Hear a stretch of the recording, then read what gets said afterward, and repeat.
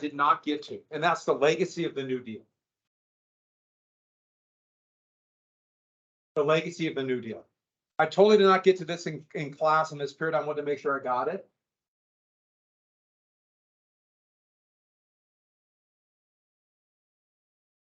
Oh, I jumped the gun. Everybody will come up. The government will help people. This idea that the government, I know it makes mistakes, but everybody makes mistakes. But this idea that in times of emergency, government should be there. Now, the big issue about this is there's going to be big differences in the definition of emergency when people should out. You know, is the emergency like whenever you have people who are starving to death, that's an emergency. There's a lot of people in poverty. Or does it take like a natural disaster to be the emergency? But this expectation that we as a people will come together in some way. Not everybody has it, but most people do after the New Deal. Also, the government's kind of a broker state, brokering a deal between capital and labor. As Roosevelt said, this idea that I'm pro-union and pro-workers and pro-higher wages at the same time, he was a capitalist and wanted to help capitalism and regulate it and help competition. And this would be the norm until the 1970s. For the most part, government has been for all of your life, and most of my life, most on the side of capital, those who own the machines. Great Compression too. This is maybe the biggest thing. For 40 years, the gap between the rich and the poor shrunk.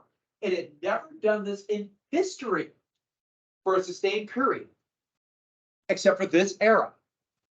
And because of this idea that we are a middle-class nation, that did not exist. And that regular people can get a job, out of high school or college or whatever it might be, make enough money to own those trappings of an upper-class life, or at least have a shot to do it. And what would those trappings be? Things like a house, 50s. So 1950s, I'm thinking, a car, a television set, a washer and dryer.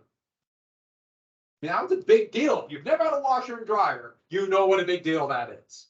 And the other really big thing is that you can pass on a better life. And that was such an important part. And this idea of this came out of the Great Compression. I should add that the Great Compression ended in the late 70s, early 80s, and the middle class is shrinking.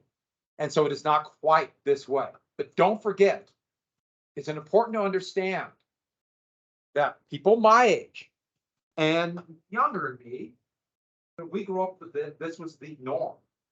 And that's not your reality. It is different. And there has to be empathy between the two groups. But there's a big generation gap of expectations. And it's noticeable about the way people voted. You saw the same thing in the 50s. We the Great Depression generation. We're looking at how, what? These kids don't understand. That's always these kids. And so it's really, don't forget that. People my age grew up with a different world, and sometimes they don't know about it. They don't know about the Great Compression. And so with that, financial stability. Up until 2000, there were for the most part, no financial panics. There was one of the biggest stock market crashes in history in 1987, and it did not lead to a panic. It was just not like that. It just didn't happen. And now it is the norm. And it's not when the next bubble, or if a bubble and panic will happen. It's not if, it's when. And they,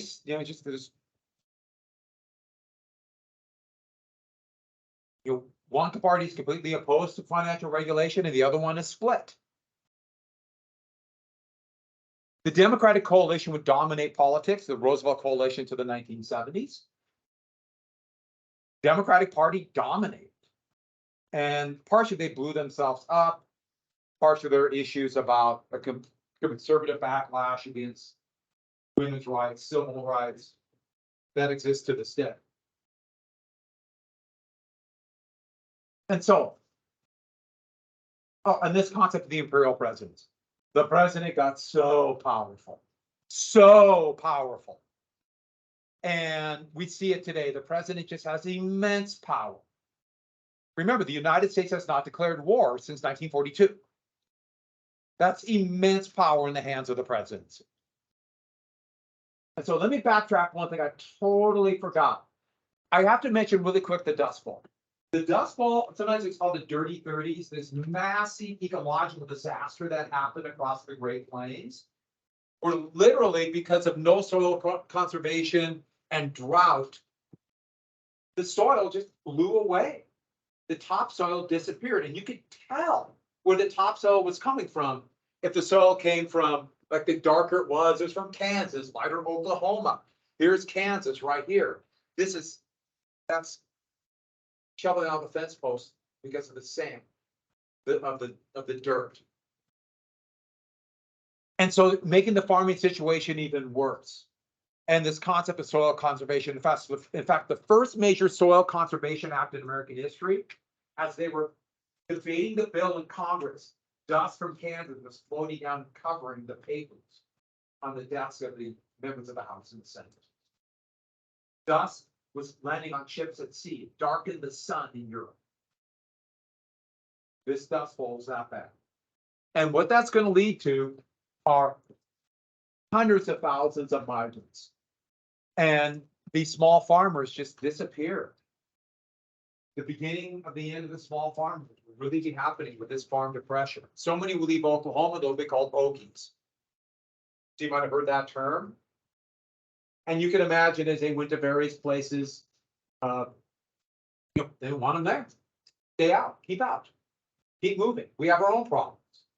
Facing prejudice, especially for those who were not white, but even white in an intensely racist time were mistreated because they were poor. This was very class issue. They found an aquifer called the Ogallala Aquifer right here, and they've been pumping that dry, and that would allow for some of the soil conservation. It's about out of water, and not really sure what's going to happen. Nobody talks about it. Nobody talks about what's going to happen when that one's dry. Kind of like nobody talks about what's going to happen in Phoenix or Los Angeles if Lake Mead goes dry, if the Colorado disappears. It's like one of those no one talks about. Huh? Oh, okay. And so here's jobless men. Keep moving. We're absolutely destitute on the path, on the road.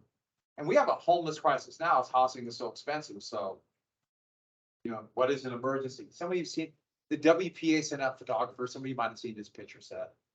And this was one of the migrants. They're actually from Oklahoma or from Alabama, but they're in California. Yeah, we try to find them. Yeah.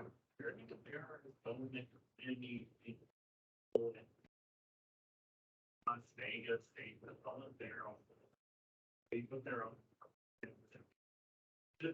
I'm not surprised. Yeah, I'm not surprised. And so let's get to World War II then. A few elements of World War II. By the way, anybody know where that fighting is?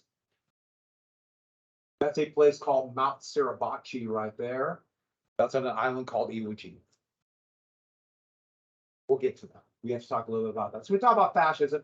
Let me talk really quick about Nazi Germany. And Nazi Germany was fascist.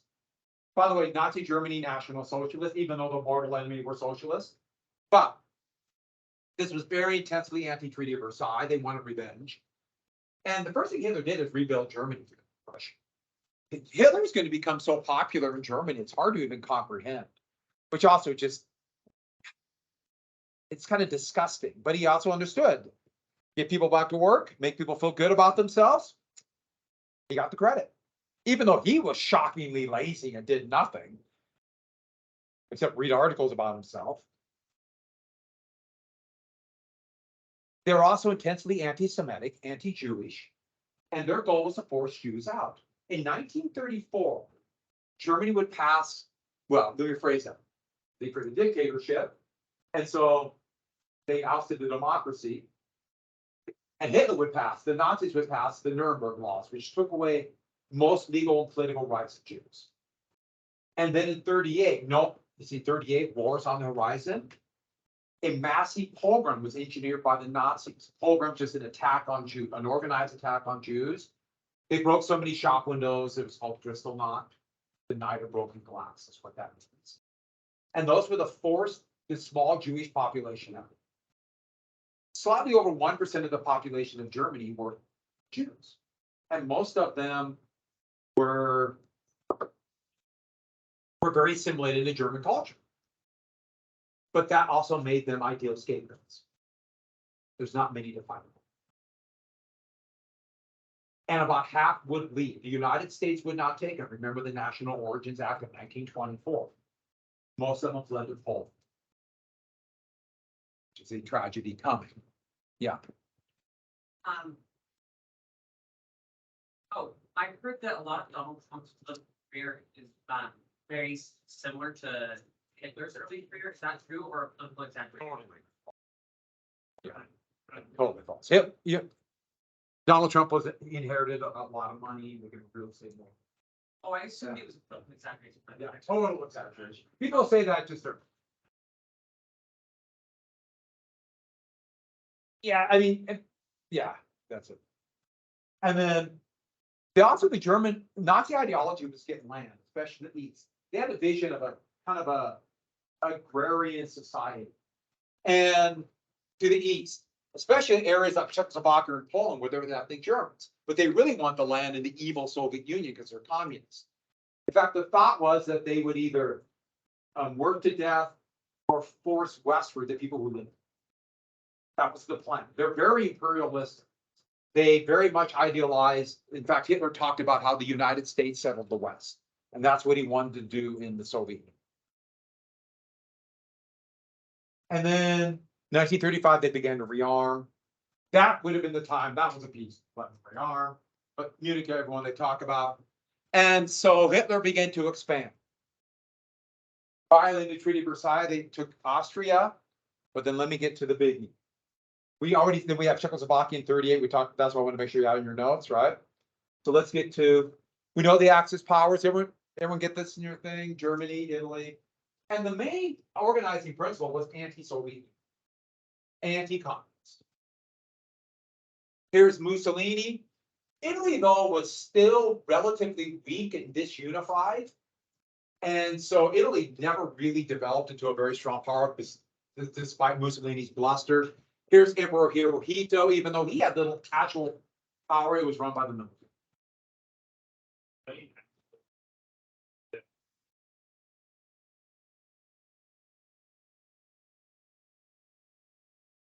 Yeah. Of course, isn't that again? Yes. Axis as basically all connected from one common axis, like two wheels on one axis. So all three will be tied together by one. It originally started with a two-part Italy and Germany, like a wheels in a car. And then in August of 1939, shocking everybody for very pragmatic political reasons, Hitler and Stalin formed a non-aggression pact. And basically Germany got what they didn't have, oil. Russia's a massive oil producer. Soviet Union, sorry. And they also agreed to split Poland. Poor Poland was doomed. This was a secret agreement. It kind of blew up the Communist Party of the United States, which said Stalin will fight fascism. All of a sudden they're like, that will blow up the Communist Party in the United States. They believe Stalin. Then they turned out Stalin was just an opportunist. This is where they're going to split. So poor Poland's doomed. Even though Poland had a nasty military dictatorship. World War II began September 1st, 1939. Germany attacked Poland, and then the Soviets jumped in 2 weeks later after the Polish army was destroyed. And they split Poland in two. France and Britain declared war. But in 1940, Germany did attack France and also the lowland countries right here, Belgium and the Netherlands. And in what could be best called a strange victory, because it shouldn't have happened. Not only was France defeated, they fell in a month and a half. And France had a very powerful army, very good soldiers, better tanks than the Germans, and they still lost. It's one of the most like just, how did they do it? Well, leadership was the biggie. And Britain stood alone. Remember Lend-Lease? Remember that was on your thing? Lend-Lease. The US did not come to the aid of their allies directly. But beginning in 1941, the United States started giving weapons to Britain called Lend-Lease. Yeah, the US didn't come to their allies, eh? The United States was isolationist. Gee, I wonder if there's a country in the Pacific thinking, the US doesn't want to fight the weak. All we have to do is just one hard punch and they'll quit. You know where I'm going with that, right? So, but everything would change in June of 1941. The Germans broke the pact. I should add, one of the two countries was going to stab the other. And then, it was a race of who would do it. And once this happened, everything changed. And don't forget, the reason why Hitler was not going to get past the communists were the mortal enemies. They were the mortal enemies of the Nazis. They were always going to attack. And took the Russians by surprise. They shouldn't have. And the thought was they would win in 6 weeks. 6 weeks. Everybody in the world believed that. And the big reason they did it was for land and oil. They wanted those resources. I mean, their literal plan was for Germany was to push the Russian population eastward, and everybody else they would enslave and work and or starve to death. Their plans were so brutal, it's such brutal imperialism, it's hard to even wrap your mind around. That was their plan. But in 6 weeks, even though the Russian army had been pushed back, and like, for example, at Minsk, 300,000 Russian Soviet soldiers were surrounded. At Kiev, 900,000 Soviet soldiers surrendered. I should add, most of them would be purposely starved to death by the Germans. And that was their version of genocide of the Russians. The Soviets kept fighting. And within 2 months, it was clear to the Germans, even though they wouldn't admit it, they got to the gates of Moscow by November, but they couldn't take it. They lost. The Soviets held, and it was over. The Germans cannot win now. This would be one of many, but their biggest fatal mistake. Because it would be the Soviet army that would stop the Germans, show they could be beaten, and then destroy. US would give Lend-Lease, but it was the Soviet army. That's what we call the incredibly fast version of this. I know. But this is going to directly lead to, they have these massive areas of now Poland, all this area they conquered, that the Soviets took, they conquered in 41, and all this area. Now the Germans have it. They didn't win. They got to the gates of Moscow, but they didn't win. German reconnaissance units could see the spires of the Kremlin, but they couldn't take it. The Soviets held. Stalin held. Close. But what about these areas? Well, in the areas they occupied in Poland, they rounded up the Jews into isolated areas and towns called the ghettos. And they really weren't sure what they were going to do. The plan was literally just push them all east, push all these people east. This brutal, horrible plan, but now they can't. They're in total war, and they're not going to win the way they want. And that will begin to what's called the final solution to the Jewish change.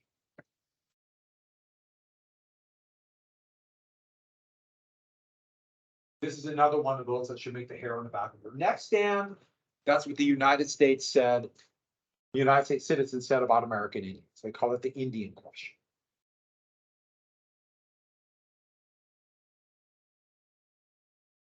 What are they going to do?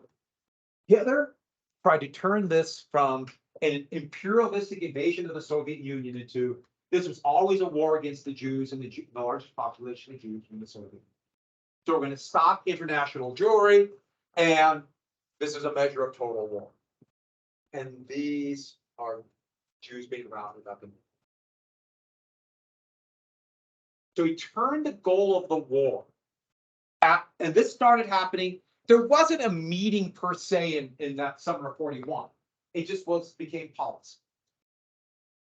Passed down from Hitler to the father. Now, 42, there will be an actual meeting about this called the Wannsee Conference, but it was already going then, called the final solution. And so here there are ghettos, here didn't exist. And so the Soviet territory they captured beginning that summer, when it was clear they're not going to win the victory in the Soviet territory. Oops, I didn't write this down. But what did they do? Shot. Lined up people and shot them. Yes, I have one. I cut this off. We can find significantly more brutal photos, which I'm not going to show you. These are Jews rounded up in Ukraine being marched to their death. And by the millions are being shot. Millions. Anywhere from 2.1 to 2.8 million people in what is now Belarus, Lithuania. Along with others that they purposely starved to death or just shot. These special groups called Einsatzgruppen, but these are some of the most horrific groups you can imagine. In the other areas, they set up death camps. And at first in Poland, and because most of the Jews outside of the Soviet Union lived in Poland. So those in the ghetto were rounded up and sent to death camps, almost immediately. And then eventually the other occupied areas. So Treblinka, Sobibor, Chelmno, Belznak, these were all death camps for Poles. They set up another death camp near a concentration camp called Auschwitz. It was called Birkenau. And that would be for Jews from elsewhere in Europe that they occupied. And so that's Polish Jews were almost all killed. And so there's one of the symbols of this that by the 1960s will be called the Holocaust. 10 millions total would be killed, either starved to death, but 6 million Jews. And they have the symbol of the camps. And that is Auschwitz. And they talk about the camps. Well, the only barracks there were barracks for the workers who cleaned out. They cleaned out the gas chambers and cleaned out and took them to the crematoriums. Those were sent to concentration camps, the odds are they survived. They went through hell like we can't imagine, but they survived. Most of those were killed, were either rounded up and shot, or were sent from other areas, rounded up, put on trains, sent to death camps and killed. But it's going to be the symbol of the camps. That's not the way it was. I understand why people do that, because a camp is something you can see, you can feel, you can understand. But I'm just telling you the reality of this. And that's when I was there at Birkenau. That's the gas chambers they tried to destroy. Yeah. But the Holocaust is an ancient tragedy. So that's death or destruction.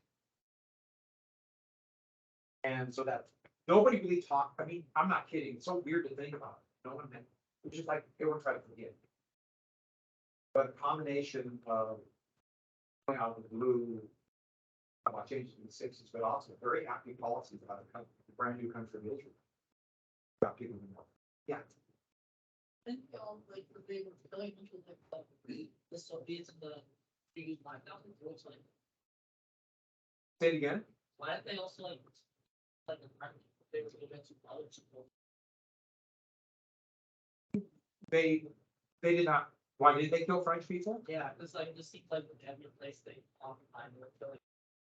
Well, they had certain people that they thought ethnically were inferior, and they thought were a real threat. And that word includes like Slavs, but they didn't consider the French that.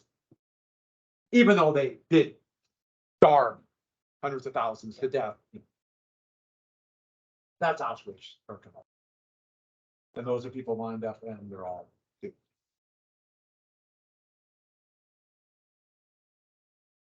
And see that right there? That train station, that would become one of the symbols of the hastily built camp. This was hastily built. Boom, built, operated for about 7 months of it. That's the memorial there. My wife and her sister looking at it. And then slave labor camps. Millions would be sent there. There'd be thousands of concentration camps. See all these little dots here? These are concentration camps. And these were slave laborers. Millions are going to be displaced. Some were Jews, but most of them were just people they kidnapped and took to. after the war, there'll be this a refugee crisis we can't even comprehend today. But if the people got to a concentration camp, the odds are they survived. But I want to emphasize, they went through hell we can't comprehend, but they survived. Most of the people in the camps were not Jews. They were communists, labor leaders, union members, teachers, civic leaders. And so let's get to Japan. So Japan's going through depression, like everybody else. And they've been humiliated by herself.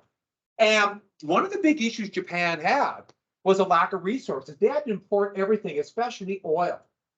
And they had to get most of the oil from the United States. And so this kind of weird kind of colonial attitude took place, especially on the Japanese military. We should take our own and not be dependent, just like Britain has an empire, just like France has an empire, just like Russia has an empire, just like the United States has an empire. We should take it. And so in 1931, the Japanese military on their own from their colony in Korea conquered Manchuria. And this is going to lead to the civilian government could do nothing and let the military rule. That's Manchuria right there. They set up a puppet government. China was going through a civil war at this moment. What? Yeah, China was going through a civil war. And so China really didn't have one established government. There's a bunch of warlords and a large communist force. And to take advantage of this, China thought, why not we get a colony there? In 1937, they invaded China. But the problem was, as brutally as they defeated the Chinese army, China did not quit. And they kind of rallied under one government. But they took all these areas in green right here. And now Japan is stuck in a quagmire in China. Instead of getting out of it, they doubled down and took French Indochina. Where's French Indochina? This massive French colony that today is Vietnam, Cambodia, and Laos. France fell to Germany, they occupied it. This is where the United States, which did protest them violating the Open Door Treaty, got upset. And this is going to lead to, oh, almost forgot something. From then on, from French Indochina on, Japan will be attacking colonies of great powers. They're not directly attacking the borders of the United States. They're attacking American colonies, British colonies, Dutch colonies. These are all colonies. This is a big imperial war. But back to this. So the US embargoed oil. Japan got almost all the oil from the United States. Even though they got these resources, there's not a lot of oil in Manchuria or China. Now, they said, US said, give up French Indochina or China. But to the Japanese, this was intolerable. The military had taken over for years. The military had been indoctrinating their people on what's called Bushido, the code of the samurai. And the greatest humiliation that a Japanese soldier could do, and now the military runs things, was to bring dishonor, aka surrender. And if they give up China or French Indochina, that is a massive surrender, even though China was a disastrous quagmire for Japan. Sure, quagmire? Yeah, what is a quagmire? So you ever walking across a sleeping buddy field and your feet get stuck? I think it's Okay, pretend. You're not allowed out in public. Yeah, I understand. But no, you walk your feet get stuck, you can't get out. So you're stuck. Japan was stuck in this bloody war in China that they can't totally win. Sure, their army could go anywhere, but they can't win. So that's why it's called a quagmire. In the 1960s in South Vietnam, the civil war there, the United States was soon referred to that as a quagmire. In your lifetime, Iraq and Afghanistan were by definition quagmires. We couldn't win the victory we wanted, so we just left. And so with that, so they'll get their own oil. We'll show you. The Netherlands, which had been taken by Germany, had a massive colony right here. Today it's Indonesia. Let's take that. There's all the oil they'll ever need. But look at the map, you might see the problem here. Japan. Dutch East Indies. Do you notice what's in between? The American colony of the Philippines, but also British colonies like Hong Kong and Singapore. So they decide we got to knock them out so they can't stop doing it. And Britain's too occupied with Germany and the US. I mean, the US won't fight. They're soft. They won't even help their allies against Nazi Germany. But the big thing about is the Philippines. But when we hit the Philippines, we got to knock out the American fleet, but also the Royal Navy. Most of the Royal Navy's in Britain, but they have some ships in Singapore. So that's. Anybody know what that's a picture of, right there?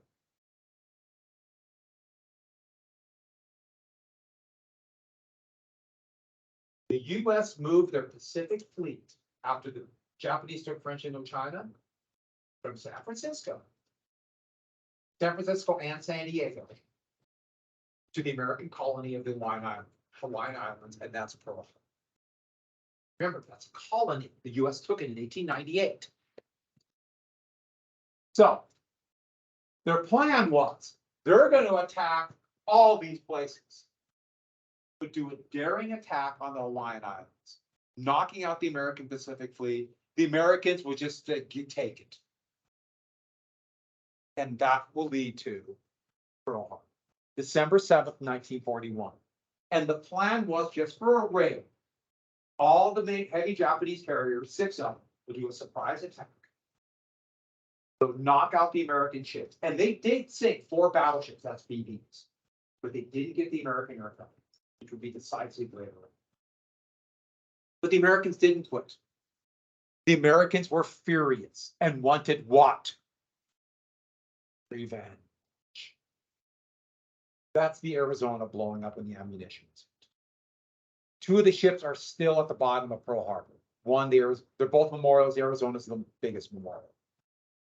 Over 1,500 American sailors are still entombed. They couldn't get them out.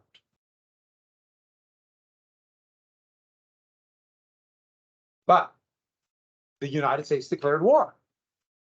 It didn't.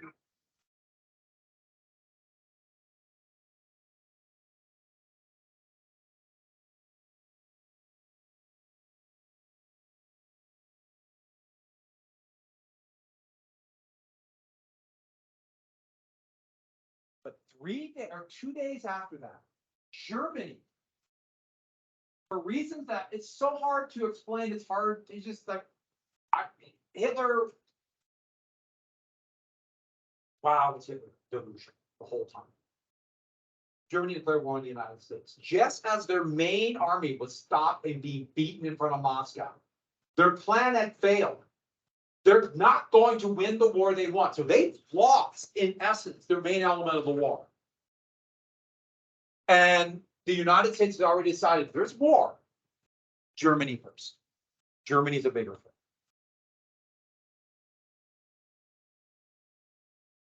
And that's how the United States went to war with Germany. I should add, it had nothing to do with the final solution. Never the rules. Yes, the United States did help aid in ending it, even though it was ended by the Soviet Union. But that's not the reason. You hear people say that? No. At all. Yes. Was honestly greatly encouraged, I mean, not encouraged, but modeled after the American eugenics movement. Yeah, it was partially not models up, but they took great influence. And they also took great influence by the American settlement of the West. So yeah. Now, that doesn't mean that they had to do it or the United States had anything to do with it. But yes, there's a definite connection. Now, for the next 6 months, Japan did one of the most amazing military operations in history. They attacked the American colony in the Philippines, they attacked British colonies in Hong Kong, Malaya, Dutch East Indies, New Guinea. They took islands here. They even took 2 islands in the Aleutians, which was in American territory, Alaska. Made this, control all this area, threatened India. But the United States did not sue for peace. And then in June 1942, almost forgot this. But in the Philippines, American and Philippine forces held out for 6 months. They surrendered in April and May of 1942. the Japanese are going to mark 76,000 Filipino and American POWs, about 11,000 more American. And a third would die along the path of the march, called and soon to be dubbed the Baton Death March. Some would starve, many of them would be bayoneted or shot to death by Japanese guards. Remember their contempt for people who surrendered. And this would become a symbol for the horrific treatment that the Japanese did towards POWs, towards prisoners of war. So American POWs, but also British, Australian, Indian, Malayan, Singapore, Dutch, you name it. These are, that's part of Death March hauling. That's makeshift stretchers. Here are Japanese guards right before they got to the camp called Camp Henderson. Here is liberated American POWs, nothing but walking skeletons. When President Truman would announce the bombing, the atomic bombing on Hiroshima, one of the justifications he's going to use will be the Japanese treatment of POWs and the monsters they are, specifically mentioning this. You notice why I'm telling you this then? So, but the turning point of the war will be the Battle of Midway. 1942, the Japanese tried for one more big battle, and they were decisively defeated by a series of lucky breaks, and we broke the Japanese code. We, as in us in this classroom, we broke their code and destroyed a big hunk of the Japanese fleet. And the Japanese then could no longer win the victory they won. And for the rest of the war, Japan is going to sue for terms. What do we call those terms? What's another word for terms for surrender? Conditions. Yeah. No, the US Navy did. The British broke the German. Yeah, they did in World War I too, the Germans. And the British just loved it. Yeah, you think you're so smart. But we're going to jump right to this.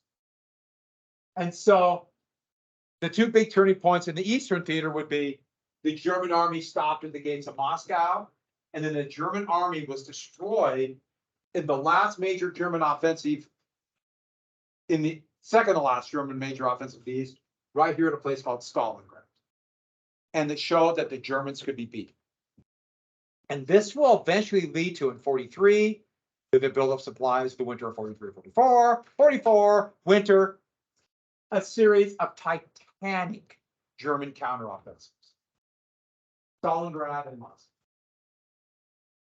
Titanic Soviet offensives, where they destroyed the Germans. 70% of German casualties in the war would be on the Russian front. The best German soldiers would be the best German soldiers would be decimated. The back of the German army would be broken in 1942 before the United States had any large numbers to. Soviets did. Now, why am I telling you so soon? I'm not saying, oh, because I want Soviet Union. I want to make sure. Well, we should get the credit, know what happened, but there's something else. Wait. We knew that. No one thought Germany could be beaten. Soviets didn't. We didn't think we could do it, and the Soviets did it. If they could do that, we better find some way to threaten the Soviet Union. Does anybody guess what we'll be talking about tomorrow? That's it. Especially since Japan was already defeated. And on that happy note,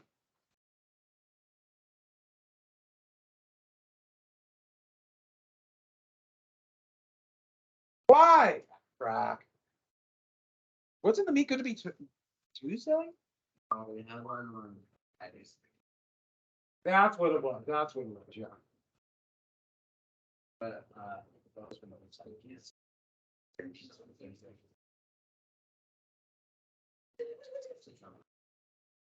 So we have a 5 team. And so it's gonna be an all day That doesn't start until 2. So the 5 again. dark, sort of getting cold. All right.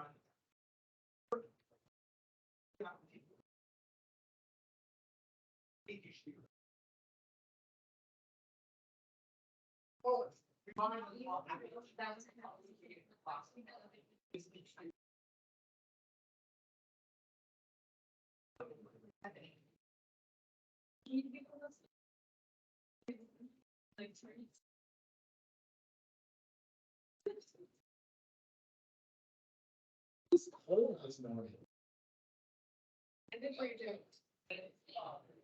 Yeah, I'm not arguing.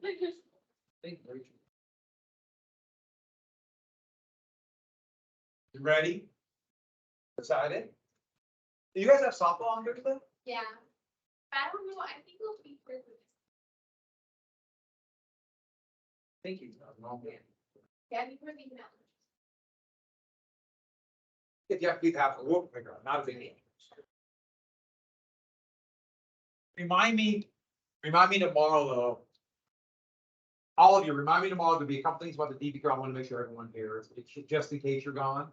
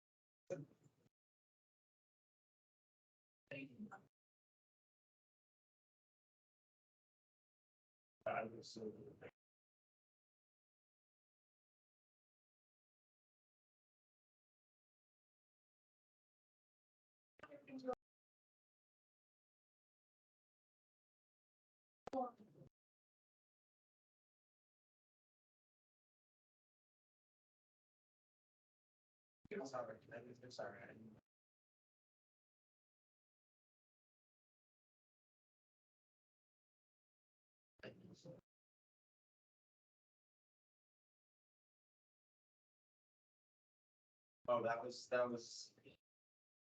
I got.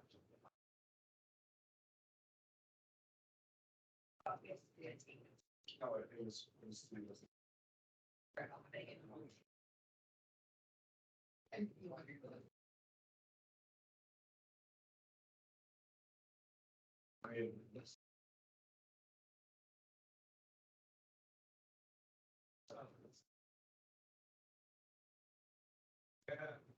Did you guys sign up for the ACT, register in your English classes? How'd it go?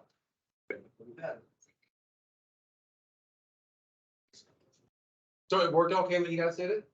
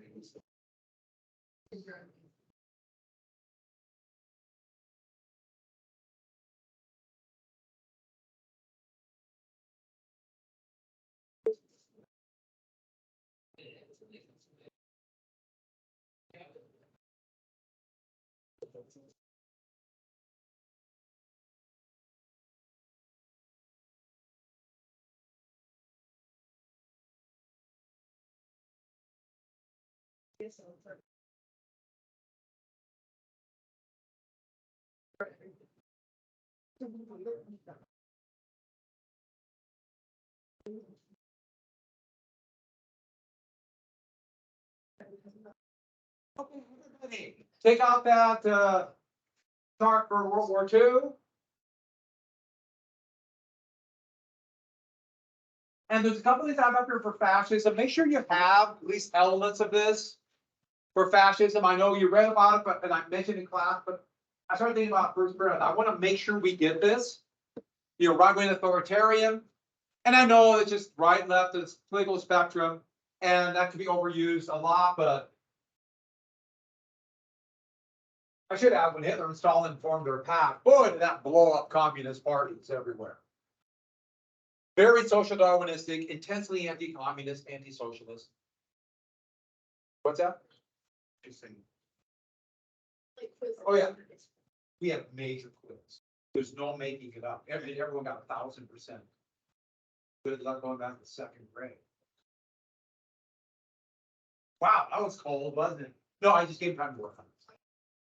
And so make sure you have this anti-liberal government. And when they mean liberal governments, we're talking about liberal democracies. And so, you know, having a constitution, having civil rights, equal rights.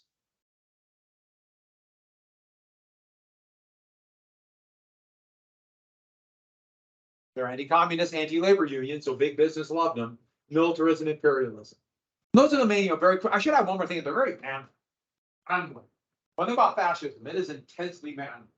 But this cult of warriors, which is so interesting to me. Yeah, the cult of warriors, as in not how we want them to die for us, so we don't really care about their lives, but this image of them. A lot of manly stuff, though. And women subservient to men. That was a very important element. And the hierarchies. So should be natural leaders, and everybody else should follow. It also be hierarchies by wealth, by rich and poor. There should be on top, but also by ethnic groups, by color of skin, or by belief. So make sure you have those elements of fascism. One more thing, I'll make sure we got. Remember the Munich conference? I had that on there, and I realized there's not a lot in the book. I was wondering, and I mentioned it yesterday, but I want to make sure we have that. Hitler wanted part of Czechoslovakia. They were ethnically Germans, even though they never been part of Germany. They met in Munich, Britain, France, the Soviet Union, and Italy. Chamberlain of Britain, Daladier of France, Hitler of Germany, Mussolini. You notice one country's not there. Actually, two, Czechoslovakia, also the Soviet Union. They're very mad about this. Stalin was furious. But what happened is, just make sure you have this somewhere in that packet. I just want to make sure you got that. Basically, Britain and France said, we won't defend Czechoslovakia if you take Sudetenland, which was the German ethnic areas in red. And so they stabbed Czechoslovakia in the back. They stabbed them in the back. That's really the only way to describe it. And this will be called appeasement. Now, there are other better examples of appeasement, but everyone's going to remember the Munich conference. So Munich will equal appeasement. To this day, people who don't even know what the Munich conference is will talk about Munich and appeasement. I don't know why I'm holding my keys, but giving into aggression, with the idea being, if they give Hitler what he wants, he'll stop. Now, maybe, maybe not, but to Hitler, the message he got was that Britain and France won't stop me. So get more. So he'll look for Poland, where there's a big German ethnic minority. And so this will be after the war. They'll be like, we can't allow the Soviet Union or communists to take over Korea because of Munich. And I heard people talking about Ukraine and Russia and saying it's Munich, or you can't be another Munich. We must stop aggression. So this is going to be overused and misused for years, but we have to know. Any other questions? Anything else we could not find on that chart? Did everyone get Korematsu brings to the United States? Court case? Is that when you can find the court case file? So Japanese internment. And one more thing about Japanese internment, it was only on the Pacific coast. In fact, Japanese immigrants and descendants of immigrants in the Hawaiian Islands, which was an American colony still, they weren't interned. It was only on the Pacific coast. And what happened to the prosperous Japanese farms or Japanese-owned businesses? They lost them all. And make sure you get that down. The Japanese lost all their businesses. Or they had to sell them at rock bottom prices. There was, without a doubt, an economic reason for this, to get rid of competitors.